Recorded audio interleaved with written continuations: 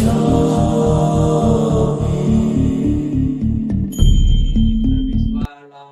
शांतीचा संदेश देणारे भगवान गौतम बुद्ध, बोधिसत्व डॉक्टर बाबासाहेब आंबेडकर यांच्या विचारांना व प्रतिमेस पंचाप्रणाम.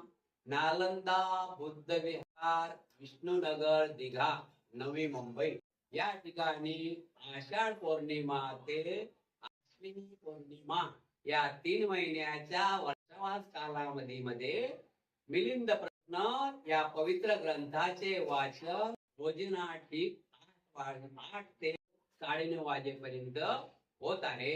आणि कार्यक्रमाला उपस्थित सर्व उपासक उपासिका, बालक तथा बालिका तुम्हा सर्वांच्या परी मंगल कामना व्यक्त करून वाचनाला सुरुवात करण्याला सुरुवात होत आहे. मिलिंद प्रश्न विषय आहे ब्रह्मालोकाचे येथून अंतर.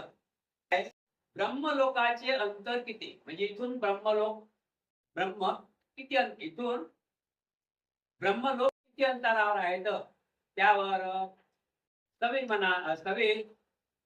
महाराजांना म्हणतात की महाराज कमीत कमी 400 किलोमीटर अंदाजे, म्हणजे काय दाखवलेलं आहे 1 योजन 7 मैल, तर तसे 48 योजना आहे. 48 योजना आहे तर 1 योजन 7 मैल अशा प्रकारे खूप लांब आहे. आपण धरून चालू की 200 अनेक किलोमीटर लांब आहे. उदाहरण सांगितलेले आहे भंतेजींनी की महाराज असं एक आपण उदाहरण घेऊया की तुमचा राजवाडा आहे, तुमचा एवढा मोठा राजवाडा आहे. जर तो ब्रह्मलोकातून तो राजवाडा सोडला, तेवढा मोठा दगड सोडला, तर त्याला कमीत कमी इथे यायला 4 महिने लागतात. किती महिने लागतात? 4 महिने एवढं अंतर त्याचं आहे. पण ते मला असं वाटते की एखादा शक्तिशाली माणूस आहे आणि तो हात पाय लांबवते, हात लांबवते, किती लवकर लांबवते. शक्तिशाली माणूस हात लांबवते, पाय म्हणजे शक्तीने लांबवतो, हात पाय लांबवतो. अशाच प्रकारे तुमच्या भिक्खू मध्ये असं कोणी आहे काय की जसं शक्तिशाली मनुष्य हात पाय हलवतो, आखूड करतो, लांब करतो, असं तुमच्यामध्ये कोणीतरी भिक्खू आहे काय. तर सगळे म्हणतात होय म्हणते होय महाराज तसे भिक्खू लोक आहेत. महाराज आपण पुन्हा म्हणतात की महाराज म्हणतात की म्हणते पुन्हा समजावून सांगण्यात यावं. त्यावेळेस महाराजांना समजावून सांगता असतावे की महाराज आपला जन्म कोठं झाला आहे. अलसंद नावाच्या बेटावर जन्म घेतला तुम्ही आणि त्या ठिकाणी तुम्हाला कोणत्यातरी गोष्टीची आठवण येते काय. होय म्हणते आठवते. महाराज पण महाराज मग तुम्ही इतक्या कमी वेळात एवढे 200 योजन लांबीचे अंतर पार करून गेला असे काय. कसे काय तुम्ही एवढ्या 200 मैल अंतराचा पल्ला अंतर पार करून गेला हे कसे. पण ते आता मला समजून आले. कवी महाराजांना म्हणतात की महाराज तुमचा जन्म कुठे झाला. मी सांगितलं की अलसंद नावाच्या बेटावर झाला. विषय आहे ब्रह्मलोकाचे इथून अंतर. ब्रह्मलोकाचे इथून अंतर हा विषय आहे. तर त्याच्यावर सवी म्हणाले महाराज तुमचा जन्म नेमका कुठं झाला. त्यावेळेस अलसंद नावाच्या बेटावर माझा जन्म झाला आहे म्हणते आणि ते इथून 200 किलोमीटर अंतरावर आहे. त्यावेळेस नागसेन म्हणतात की आपण मला हे सांगा की त्या ठिकाणी तुम्ही होते, त्या ठिकाणी जन्म झाला तुमचा, त्या ठिकाणची काहीतरी तुम्हाला आठवण येते काय. होय पण त्या आठवण आज आपण इथं आहे, आपल्या गावची आठवण येते की नाही. अशाच प्रकारे हे विषय आहे. आज आपण इथं आहोत, आपल्या गावची आठवण येते ना. म्हणजे कशामुळे आठवण येते. चटकन आपलं मन जाते. किती 450-500 किलोमीटर आपलं गाव आहे. आपल्या चटकन आपल्या घराची आठवण आली, गावची आठवण आली. अशा प्रकारे चटकन आपलं मन तिकडे जाते. म्हणून एवढ्या लवकर आपण ते गोष्ट साधू शकली आहे. अशा प्रकारे महाराज तुम्ही इतक्या कमी वेळात एवढी 200 योजना लांबीचे अंतर पार करून गेला हे कसे? म्हणजे त्यांच्या बुद्धीनं, त्यांच्या विचारानं, त्यांच्या स्मरणानुसार ते अंतर पार केलेलं आहे. अशा प्रकारे बनते. आता मला समजून आले आहे. त्यानंतर आता मला समजून आले आहे आणि तुम्ही समजले ना ब्रह्मलोकाचं अंतर इथून किती लांब आहे. तुम्ही जर विचार केला, आपण विचार केला तर आपल्याला माहित पडेल किती लांब आहे म्हणून. कैक किलोमीटर लांब आहे. जसं आपण गावाची आठवण काढली, आपलं गाव माहित आहे ना 450-500 किलोमीटर अंतर आहे. बापू इथून आठवण काढली की ताबडतोबच आपल्याला गाव एक सेकंदात आपल्याला नजर येते. आपलं आपले अमोक, आपलं गावाचं विहार. अशा प्रकारे मृत्यूनंतर दुसरीकडे पुनर्जन्म घेण्यासाठी वेळेचे बंधन नाही. विषय आहे मृत्यूनंतर दुसरीकडे जन्म, मृत्यूनंतर दुसरीकडे पुनर्जन्म घेण्यासाठी वेळेचे बंधन नाही. आता जन्माला वेळ आहे काय, मृत्यूला वेळ आहे काय? आपण सांगू शकतो काय की आपला जन्म 9:45 होणार आहे. आपल्या कुटुंबातला मुलाचा जन्म आपला नाही, आपलं तर काय असं कोणी सांगू शकते काय? जन्म आणि मृत्यूचा वेळ नाही.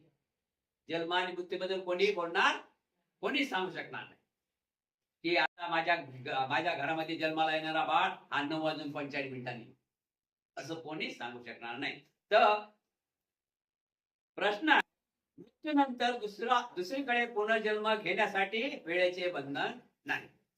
महाराज म्हणतात बनते. समजा एका माणसाने ब्रह्मलोकी जन्म घेतला, एका माणसाने ब्रह्मलोकी पुन्हा जन्म घेतला आणि दुसऱ्या माणसाने काश्मीर मध्ये जन्म घेतला. आपलं काश्मीर. एका माणसाने ब्रह्मलोकी जन्म घेतला आणि दुसऱ्या माणसाने काश्मीर मध्ये जन्म घेतला. तर दोघांचा वेळ सारखा असेल की नाही? सारखाच आहे ना. काश्मीरला जन्म घ्या किंवा मुंबईला घ्या, म्हणजे वेळ तर एकच आहे ना. बरोबर आहे की नाही? अशा प्रकारे जन्माचं काही नाही. पृथ्वीवर आला म्हणजे सारखाच जन्म झाला की नाही. यात अंतर आहे काय? आता मुंबईला जन्म झाला म्हणून मुंबईला जन्म झाला पुनर्जन्म म्हणून काय इगतपुरीला काय दुसऱ्या दिवशी होईल का कोणाचा? बरोबर आहे. या ठिकाणी जन्माचं पुनर्जन्माचं या इगतपुरीला पुनर्जन्म हो या मुंबईला पुनर्जन्म हो टाईप तो एकच दाखवलेला आहे.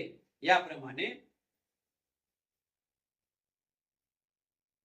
नंतर सांगितलेलं आहे. समजावून सांगा अजून. महाराजांनी विचारलं की बनते अजून समजावून सांगा, की बनते अजून नंतर समजावून सांगतात की महाराज एक आपण लक्षात ठेवा, एक पक्षी मोठ्या झाडावर उंच झाडावर बसलेला आहे. एक पक्षी मोठ्या उंच झाडावर बसलेला आहे आणि दुसरा पक्षी एक झुडूप म्हणजे लहान झाडावर बसलेला आहे. तर दोघांची सावली सारखीच पडेल की या लाईनीची एक झुडपावाली सावली कमी पडेल, त्याची सावली नंतर पडेल असं आहे काही? सावली सारखीच पडेल ना. उंच आहे त्याची सावली सारखीच पडेल आणि खाली आहे त्याची सावली दोघांची सावली सारखीच पडेल ना. म्हणजे अंतर आहे का काय? अशा प्रकारे पुनर्जन्माची गती दाखवलेली आहे. बोधांग्या संबंधी राजा म्हणाला बनते बोधांग किती आहेत? महाराज 7 आहेत. बनते किती बोधांगाने धर्मज्ञानाचा लाभ होतो? बनते तर मग तथागतांनी ही 7 बोधांगे कशाकरिता सांगितली? महाराज एखादी तलवार म्यानातून बाहेर काढून हातात घेतलीच नाही तर म्यान बंद तलवारीने तुम्ही इच्छा असेल त्यास कापू शकाल काय? नाही बनते. महाराज याचप्रमाणे धर्म विजय संबोधान असल्याशिवाय इतर संबोधागाचे धर्मज्ञानाचा लाभ करून घेण्याच्या दृष्टीने काही एक उपयोग होणार नाही. तथापि धर्म विजय संबोधागास तलवार मांडले तर इतर दुसऱ्या संबोधागास म्यान समजावे लागेल आणि तलवार जरी कापण्याचे काम करीत असली तरी म्यान तिला सुरक्षित ठेवण्याचे महत्वपूर्ण काम करीत असते. म्हणून तर संबोधिगा सह कमी लेखता येणार नाही. बनते फार छान. पण ते फार छान, फार छान, फार छान. विषय आहे बोधांगे. तर बोधांगे 7 आहेत. आपण म्हणतो ना, नेहमी म्हणतो डॉक्टर बाबासाहेब आंबेडकर बोधिसत्व होते. तेच बोधांगे. लक्षात, बोधांगे 7 बोधांगे पार केल्याशिवाय बोधिसत्व होऊ शकत नाही. तथागत भगवान गौतम बुद्धाने आपण बोधिसत्व पहिले म्हणतो. पहिले बोधिसत्व. याचे टप्पे आहेत. टप्पे साधण्याचे टप्पे बघा काय आहेत. पहिला टप्पा आहे उपासक. सर्वच उपासक नसतात. आम्ही म्हणतो उपासक उपासिका, उपासक उपासिका, पण सर्व उपासक आहेत का? जो कधी विहारातच येत नाही, त्याला धम्मच माहित नाही, त्याला बुद्धं शरणं गच्छामि त्याला समजत नाही, तो उपासक होऊ शकते का? तरी कधी कधी मानावं लागते. पण त्या उपासक नाही. उपासक म्हणजे की धम्माच्या वाटेवर चालणारा व्यक्ती असते, त्याला उपासक मानल्या गेलेला आहे. पंचशिलाचं पालन करते, त्याला उपासक मानल्या गेलेला आहे. आणि उपासिका उपासिका आहे तसं म्हटलं गेलं आहे की जो धम्माच्या सार धरून चालेल, पंचशिलाचं पालन करील, अष्टशिलाचं पालन करील, 10 पारामिताचं पालन करील, त्याला उपासिका म्हटलं गेलेलं आहे. नाही तर सर्वांना उपासिका म्हटलं जाते का? आपल्यामध्ये काय काय आहे ना, त्या उपासिका म्हणावं का? त्यांना धम्म समजत, त्याला उपासिका म्हणता येत नाही. उपासक पहिला टप्पा आहे उपासक उपासिका. लक्षात ठेवा, पहिला टप्पा कोणता? जीवन जगण्याचा खरा ज्ञान प्राप्ती करण्याचा टप्पा पहिला तुम्हाला उपासक व्हावं लागेल आणि तुम्हाला उपासिका व्हावं लागेल. त्याच्यानंतर दुसरा टप्पा आहे स्वतःगामी. दुसरा टप्पा कोणता आहे? स्वतःगामी. हे 4 टप्पे आले. एक आहे दुसरा टप्पा आहे स्वतःगामी. तिसरा टप्पा आहे सकुदागामी. उपासक झाल्याने 4 टप्पे दाखवले. उपासक उपासिका भाग अलग सोडला, आता 4 टप्पे दाखवले. अल्पफल प्राप्त करायचे 4 टप्पे दाखवले. पहिला टप्पा आहे स्वतःगामी, दुसरा आहे सकुदागामी, तिसरा आहे अनागामी, चौथा आहे अर्थपथ. हे 4 टप्पे साधवा लागतात. तर ते त्या 4 टप्पे साधल्यानंतर बोधिसत्व म्हणजे तिसरा टप्पा नाही, 2-3 टप्पे अनंत होतात. बोधिसत्व, स्वतःपण, सकुदागामी, अनागामी हे टप्पे साधल्यानंतर बोधिसत्व प्राप्ती मिळते. बोधिसत्वाला काय काय करावं लागते बरोबर? आपल्याला जास्त नाही सांगता येणार, पण बाबासाहेबांना तुम्ही बघा. बाबासाहेब बोधिसत्व होते हे सर्वच म्हणतात, आहेतच बोधिसत्व होतेच. तर त्या बोधिसत्व बाबासाहेबांनी काय केलं? त्याच्या कार्यावर मोठा बाबासाहेबांच्या त्यांनी स्वतःच्या कुटुंबाच्या कडे जास्त लक्ष दिलं नाही. त्यांनी म्हणजे समाजाच्या बहुजन वर्गाच्या सर्वांसाठी आपण बाबासाहेबांनी आपलं चंदनासारखं शरीर अनेक प्रकारचं त्यांनी दान केलं. त्यांच्यासारखं दान तर या टाइमला मला दिसतच नाही. एक थोडक्यात उदाहरण घ्या ना त्यांचं दान. आता आपण बघू ना, मिलिंद प्रश्न चालू आहे आणि तेच भाग आपण घेऊया थोडा. तर त्यांचं दान बघा काय. सिद्धार्थ कॉलेज मुंबई दान आहे ना आपल्यासाठी. ज्या औरंगाबाद मध्ये जे छत्रपती शिवाजी महाराज नगर झाला, तर त्या नगरामध्ये मिलिंद नावाचं कॉलेज आहे ना. आणि ते मिलिंद नावाचं कॉलेज आहे, ते कॉलेजचं बांधलेलं मिलिंद नाव त्याच्या कॉलेजला, आणि जे भूमी होती त्याला नागसेन नाव दिलेलं आहे. बाबासाहेब आंबेडकरांनी स्वतःच्या कुटुंबातलं कोणाचं नाव दिलं त्याला, की बाबासाहेबांनी रामजी असं कुठल्याच प्रकारे नाव दिलं नाही. नाव कोणाचं दिलं? राजा मिलिंदाचं नाव दिलं. ते मिलिंद कॉलेज आहे ना. आणि ते जे भूमी आहे तिला नाव दिलं, हेच नागसेन बनते. गुरु आणि शिष्य नागसेन. अशा प्रकारे म्हणून बाबासाहेब बोधिसत्व होते. त्यांना दान, शील, करुणा, मैत्री सर्वांचा धरून चालावं लागतं. लोभ, तृष्णा, मोह सर्व यांनी बाजूला काढलेला आहे. म्हणूनच त्यांना बोधिसत्व प्राप्त झालं. त्यांना बोधिसत्व म्हणतात. अशा प्रकारचे बोधांगे किती आहेत? 7 प्रकारचे बोधांगे आहेत. बंदीजींनी खूप प्रकारे चांगल्या प्रकारे समजावून सांगितले त्यांनी. विषय आहे आता पाप आणि पुण्यासंबंधी. पाप आणि पुण्य तर आहेच. जर पाप आणि पुण्य नसतं तर हे जग चाललं असतं का? रस्त्यानं माणसं दिसले असते का? पाप आहे म्हणून माणसं दिसतात, पाप आहे म्हणून प्राणी मात्र दिसतात. नाही ते दिसते असते का? दिसले असते का? नाही. जिथं दिसला तिथं काम. पाप नाही पुण्य नाही तर कसं झालं असतं? जिथं कोणी दिसला तिथं काम काढलं असतं. नाही, पाप आणि पुण्य आहेच.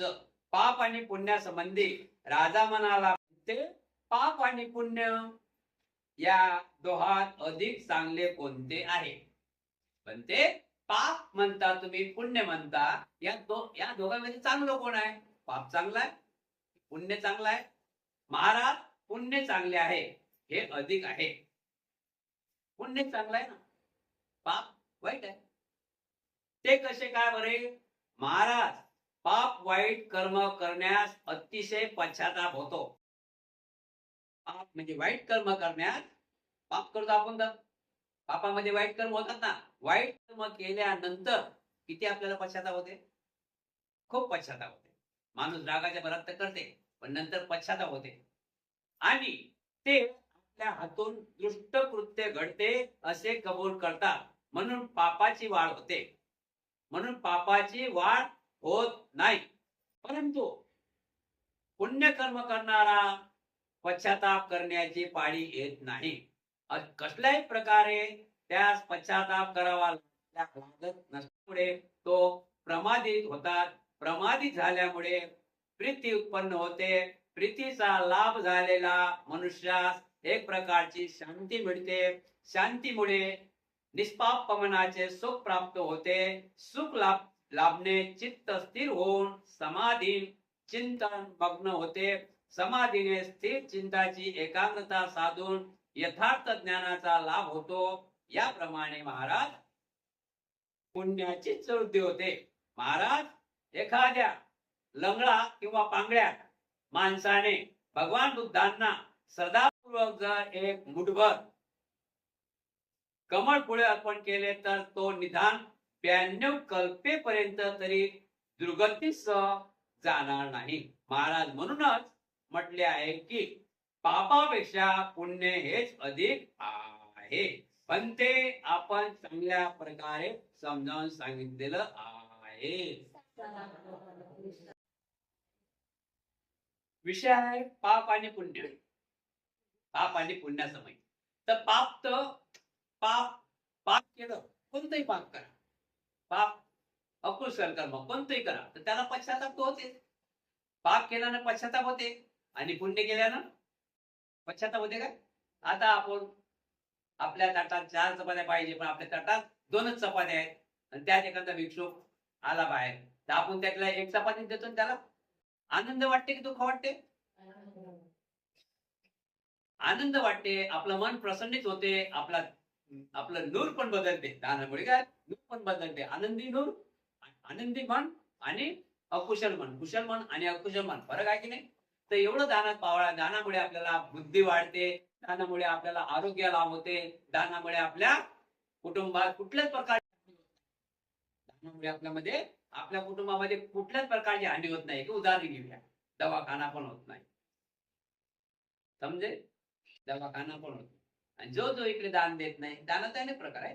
दान जो दानाकडे वळत नाही, त्यांचे अनेक ठिकाणी कोर्ट कचेऱ्या हे ते, म्हणजे पाप कर्म करते तर त्याला ते फळ भोगावंच लागतात.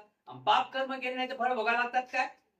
आता दान दान आपण बघूया. आपण आपल्या हातून दान करतो. ज्या घरातून दान जाते त्या घरात कोणी व्यसनी असतात का? ते घर प्रसन्नता असते ना. तिथं तिसरं पंचवीसाचं पालन केले जाते. ते घर समाजाला धरून असते. ते घर एक दुसऱ्याची किंमत ठेवते. ते घर एक दुसऱ्याची किंमत ठेवते आणि ते घर एक दुसऱ्याची किंमत ठेवल्यानंतर त्या घरातली मुलं कुठे वाईट मार्गाला जातात काय? मुली मार्गाला जातात काय? का नाही जात? याचा मतलब काय की ते समजतात, मुलं असो मुली असो, ते समजतात कुशल कर्म काय कुशल कर्म काय. आपण कुठं आहोत, आपले आई वडील कोण आहेत, आपल्या बाबा कोण आहेत, आपली आई कोण आहे, आपलं घरानं कोण आहे, ते लाजतात, ते काम करत नाही. आता ज्यांच्या घरात व्यसन आहे तर त्यांचा मुलगा ऐकीन काय? हा, सरळ म्हणणार, सरळ म्हणे की बाबा मी काय चुकी केली, तुम्ही जो पाऊल टाकलं त्या पावलावरच मी चालत आहो. म्हणता येईल का काही? म्हणून पाप कर्म हे पश्चाताप येतेच. कुठल्याही प्रकारे पाप करा त्याचं पश्चातापाचंच फळ आहे. आणि पुण्य कर्म करा त्यामुळे अनेक अनेक अनेक अनेक प्रकारचे लाभ होतात. आपलं आरोग्य चांगलं राहते, आपल्याला समाज चांगला मानधन देते. देतात ना मानधन? विहारात देतात, देतात मानधन, देतात ना मानधन. हा? आपल्या आपल्यामध्ये बुद्धीमध्ये वाढ होते आणि आपला संसार सुखात राहते. म्हणून दान पुण्य पाप पुण्य कर्म म्हणजे मी करत राहावं सतत सतत सतत.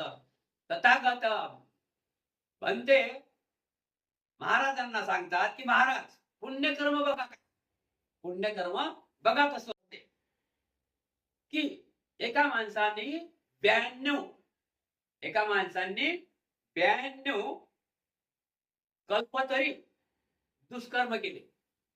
92 कल्पतरी दुष्कर्म केले म्हणजे अनेक दुष्कर्म केले एका माणसाने.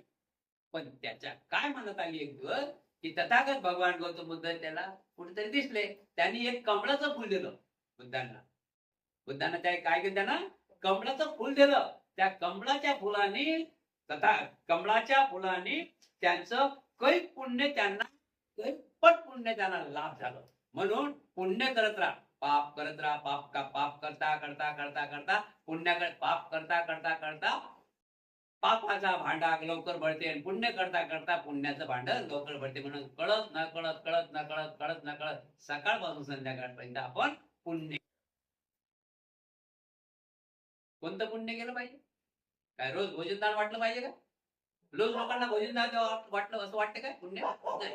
काय वाचा आणि मनाने, नेहमी सांगतो, काया वाचा आणि मनाने सतत पुण्य करत राहिलं पाहिजे.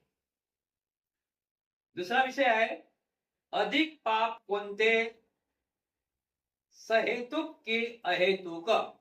अधिक पाप कोणते, सहेतुक की अहेतुक? राजा म्हणाला बनते जो जाणून बुजून दुष्कर्मे करतो आणि जो चुकून दुष्कर्मे करतो या दोघांमध्ये अधिक पापी कोणास म्हणावे?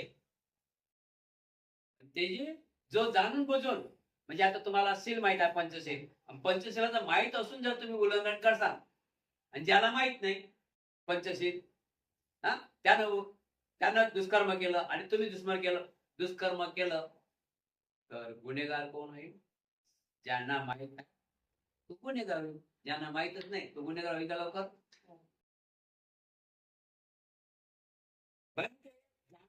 दुष्कर्म करतो आणि जो चुकून दुष्कर्म करतो या दोघांपैकी अधिक पापी कोण आहे? स्थविर म्हणाले महाराज चुकून दुष्कर्म करतो त्याचेच पाप अधिक आहे. चुकून दुष्कर्म करतो त्याचेच पाप अधिक आहे. म्हणजे समजून जो गुन्हा करतो तो जास्त पापी आहे. बनते असे आहे तर जे काही माझे राजपुत्र किंवा मंत्री लोक चुकून वाईट कृत्य करतात त्यांना दुप्पट दंड दिला पाहिजे काय? बनते तुम्ही असं म्हणता की जो जाणून बुजून, माहिती असून जाणून बुजून दुष्कर्म करत असेल तर त्याला दंड झालाच पाहिजे. म्हणून महाराज म्हणतात की बनते माझे मंत्री, माझे नौकर चाकर, माझे सेवाधारी चुकून काही दुष्कर्म करतात तर मी त्यांना चांगल्या प्रकारे दुप्पट दंड देऊ काय? महाराज एखादा मनुष्य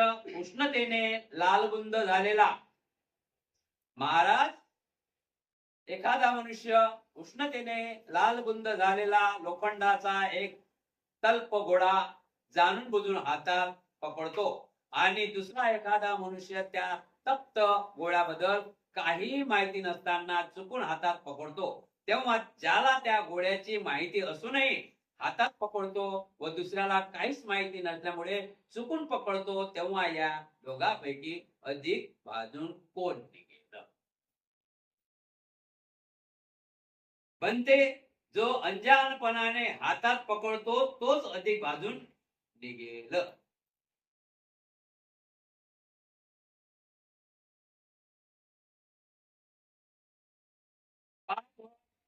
अधिक पाप कोणते? सहेतुक की अहेतुक? सहेतुक की अहेतुक हा विषय आहे. महाराज म्हणतात की जो ज्यांना माहित आहे या पापा याच्यामुळे पाप घडते, जर तो करत असेल आणि ज्यांना माहित नाही याच्यामुळे पाप घेते, तो करत असेल, तर गुन्हेगार कोण आहे? जो समजून पाप करते तो, की जो न समज आहे पाप करते तो? एक उदाहरण घेऊया. मेणबत्ती पेटेल आहे, आपल्याला माहित आहे मेणबत्ती आपण हात ठेवतो का? पण एखादा लहान मुलगा गेला तिथं, लहान मुलगा गेला तिथं, तर तो हात ठेवू शकते की नाही? तो खेचू शकते की नाही? खेचू शकते की नाही? मग जडीन कोण? लहान मुलगा.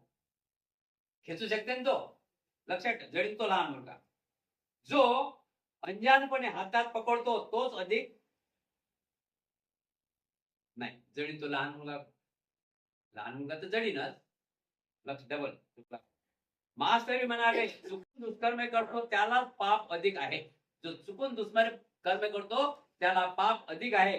पण ते असे आहे तर जे काही माझे राजपुत्र किंवा मंत्री लोक चुकून वाईट कृत्य करतात त्यांना दुप्पट दंड दिला पाहिजे. महाराज, एखादा मनुष्य उष्णतेने लालबुंद झालेल्या लोखंडाचा एक तल्प गोळा जाणून बुजून हातात पकडतो आणि दुसरा एखादा मनुष्य त्या तल्प गोळ्याबद्दल काहीच माहिती नसताना चुकून हातात पकडतो, तेव्हा ज्याला त्या गोळ्याची माहिती असूनही हातात पकडतो व दुसऱ्यास काही माहिती नसल्यामुळे चुकून पकडतो, तेव्हा या दोघांपैकी अधिक कोण बाजून निघेल? बनते जो अंजानपणे हातात पकडतो तोच अधिक बाजून निघेल.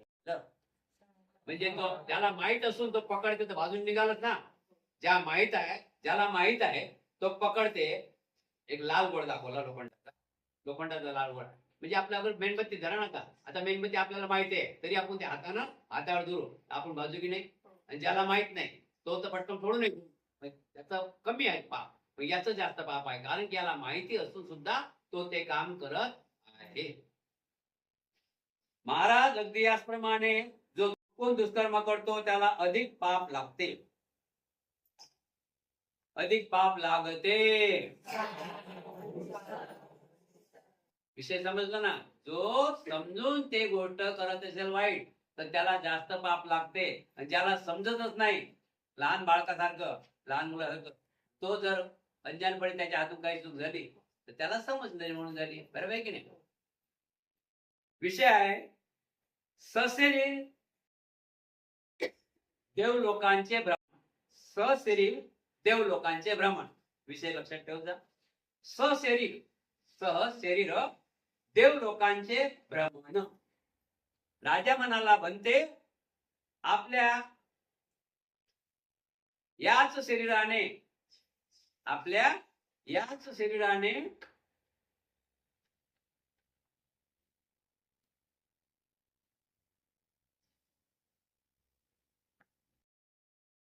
राजा म्हणाला, बनते आपल्या याच शरीराने अंतरकुल, ब्रह्मलोक किंवा चारही खंडात कुठेही जाऊ शकेल असा कोणी समर्थक आहे काय? महाराज म्हणाले, बनते आपल्या याच शरीराने उत्तरकुल, ब्रह्मलोक किंवा चारही खंडात कुठेही जाऊ शकेल काय असा कोणी समर्थक आहे काय? महाराज, होय, असे लोक आहेत. बनते ते कसे जातात? महाराज, जमिनीवर एक वीत किंवा एक हात उडी मारू शकेल काय? महाराज, जमिनीवर एक वीत किंवा एक हात उडी मारू शकेल काय? होय बनते, मी एकच हात काय पण 8 हात देखील उडी मारू शकतो. महाराज, आपण 8 हात उडी कशी काय मारू शकता? बनते, जेथे मला उडी मारायची आहे ज्या जागेवर मी माझे मन निश्चयपूर्वक आधीच पोचवितो की तेथेच माझी उडी निश्चित पडेल, अशा निश्चयामुळे माझे शरीर हलके झालेले वाटते आणि मग मी उडी मारतो. याचप्रमाणे ज्याचे आपल्या मनावर चांगले प्रभुत्व आहे अशा वृद्धी शक्ती संपन्न भिक्षू मला आकाशात उडान करण्याची आहे अशा मनानेच संकल्प करतो, त्यामुळे तो आकाशात सहजपणे उडू शकतो. महाराज म्हणतात की बनते असा कोणी माणूस आहे काय? मनानं तो कोणी जाते ना. असा कोणी माणूस आहे काय की आपल्या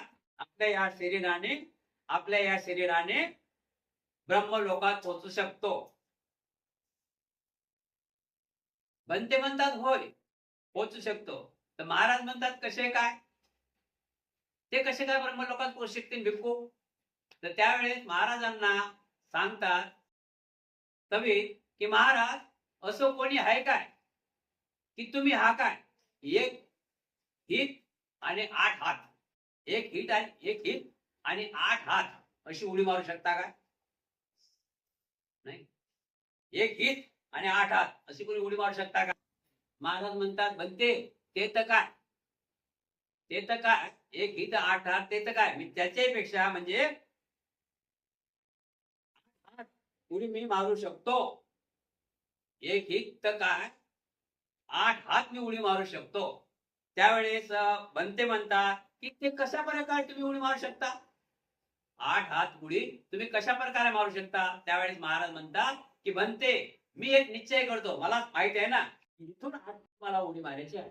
लक्षात ठेवा, इथून 8 फूट मला उडी मारायची आहे असा मी निश्चय करतो आणि त्या निश्चयानुसार मी माझ्या मनाला शक्ती माझ्या मनात निर्माण होते. निर्माण शक्ती आपल्या मनात उडी मारायची आहे की काय काम करायचं आहे पाहिजे ना. की मी आता 3 किलोमीटर चालू शकतो. कशामुळे?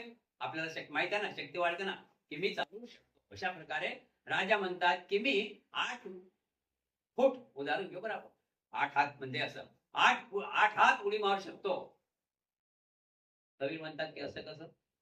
तर त्यावेळेस महाराज म्हणतात मी माझ्या शरीराची मी माझ्या मनाची तयारी की करतो आणि नंतर मी उडी मारू शकतो. त्याच प्रकारे महाराज भिक्खू सुद्धा मनाची तयारी करून ब्रह्मलोकात सुद्धा जाऊ शकतात. आता विषय आहे लांब हाडे. लांब हाडे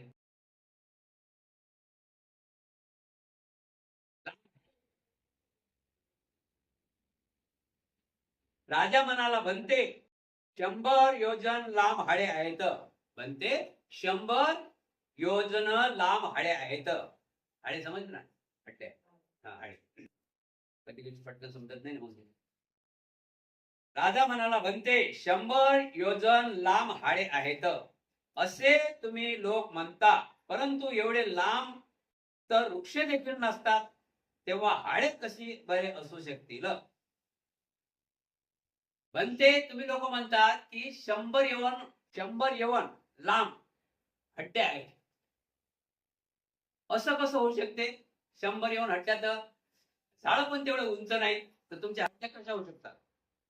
महाराज महासागरात 500 योजन लांबीचे मासे असतात हे आपण ऐकले आहेत का? लक्ष देऊन ऐका. समुद्रामध्ये 500 म्हणजे बरेच मोठे मोठे माहिती आहे बघितले ना आपण 10-10 15-15 फूट लांबचे मासे आहेत ना काही अशा प्रकारे सांगितलेलं आहे. हे तुम्ही बघितले आहे का? ऐकले आहेत का? होय म्हणते मी असे ऐकले आहे. महाराज जर असे आहेत तर 100 योजन लांबीचे हाडे त्या माशाचे असणार की नाही? पण ते निश्चितच असू शकतील. विषय आहे श्वासोश्वासावर निरोध. श्वासोश्वासावर निरोध म्हणजे श्वास घेणे आणि श्वास सोडणे याचा देखील विरोध करून ठेवता येते असेही तुमचे म्हणणे आहे. तर मग ते कसे? म्हणते श्वासोश्वासावर देखील निरोध करून ठेवता येते असे तुम्ही म्हणणे तुमचे म्हणणे आहे. तर ते कसे घडू शकते? महाराज हे खरं आहे की श्वास घेणे व श्वास सोडणे निरोध करता येते, पण बनते ते कसे शक्य आहे? महाराज कधी आपण कोणाला घोरत असताना ऐकले आहे का? बनते होय ऐकले आहे. महाराज समजा त्याने आपले शरीर इकडे तिकडे हलविले तर काही वेळासाठी त्याचे घोरण्याचा आवाज थांबणार नाही काय? होय पण ते थांबू शकेल.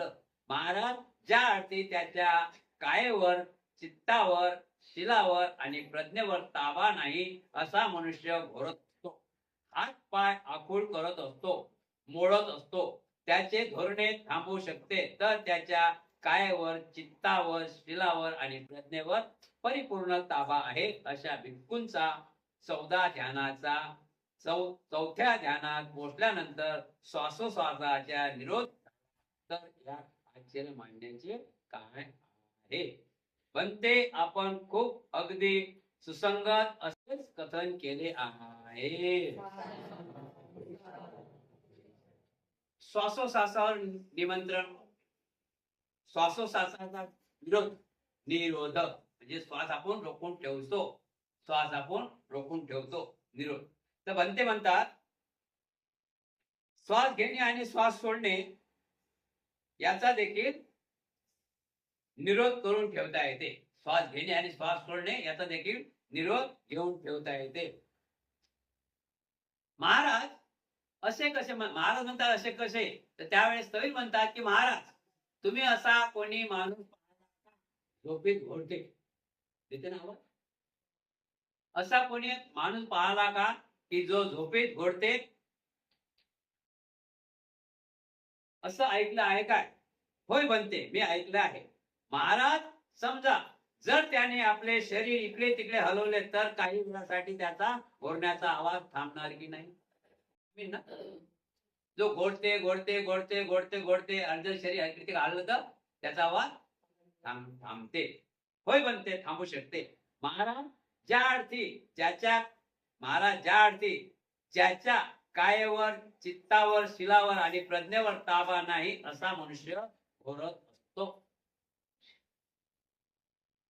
झोपीत माणसाच्या काया वाच्या चित्तावर सर्व ताबा असते ना, काय वाच्या चित्तावर ताबा असते ना, आणि हालचाल झाली तर चित्त अलग होते, काय अलग होते, शरीर हलते. ज्याचा काया वाच्या चित्तावर ताबा नाही तो व्यक्ती घोरत राहते. ज्याचा काया वाच्या चित्तेवर ताबा आहे तो व्यक्ती घोरत नाही. जागृत आहे तो कसा घोरी, काया वाच्या चित्तेवर त्याचा खंगम आहे, संयम आहे. अशा प्रकारे श्वासात निरोध करता येते असं स्थविरांनी महाराजांना सांगितलेलं आहे. पुढचा भाग आहे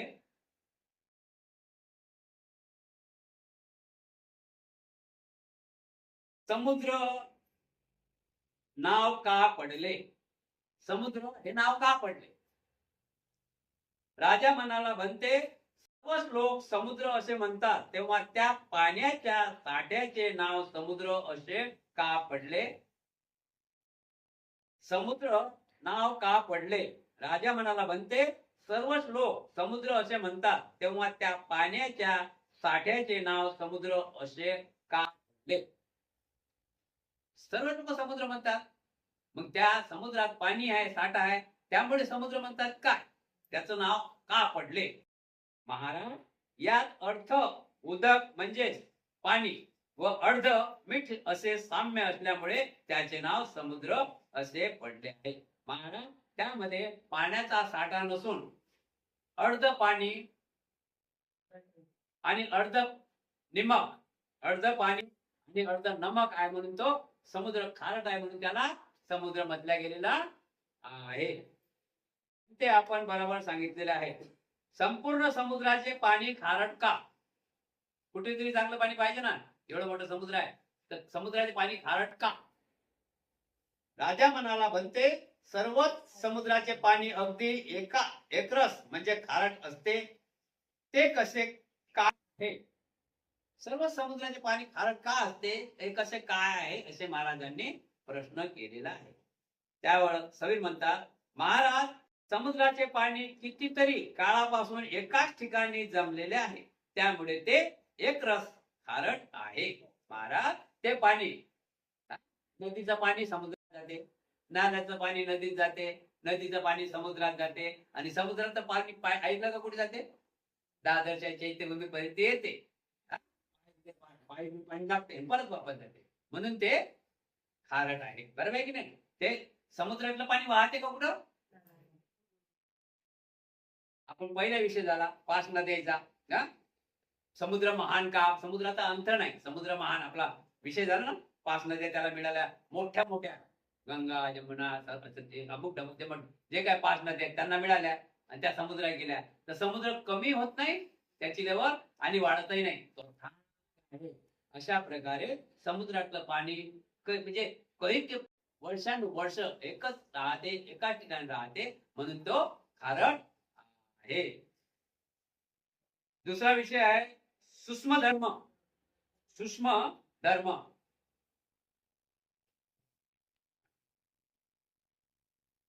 सूक्ष्म धर्म. राजा म्हणाला बनते अतिसूक्ष्म वस्तूचाही, अतिसूक्ष्म वस्तूचे सुद्धा तुकडे करता येतील काय? होय महाराज, करता. प्रश्न असा आहे, सूक्ष्म धर्म राजा म्हणाला बनते अतिसूक्ष्म वस्तूचे सुद्धा तुकडे करता येतील का? होय महाराज, करता येतील. बनते सर्व वस्तूमध्ये अतिसूक्ष्म अशी वस्तू तरी कोणती? महाराज, धर्म हीच सर्वात अतिसूक्ष्म वस्तू आहे. तथापि सर्व धर्मासंबंधाने असे म्हणता येणार नाही, कारण सूक्ष्मत्व आणि स्थूलत्व ही दोन्ही अंगे धर्मांतर्गत विशेष रूपाने आढळून येणारी आहेत. परंतु जे काही विभागले जाते ते प्रज्ञेनेच विभागले जाऊ शकते आणि प्रज्ञेचेच विभाजन करीत असे मात्र काही एक अस्तित्वात नाही. प्रज्ञेचेच विभाजन करील असे मात्र काही एक अस्तित्वात नाही. महाराज, धर्म ही सर्वात अतिसूक्ष्म वस्तू आहे.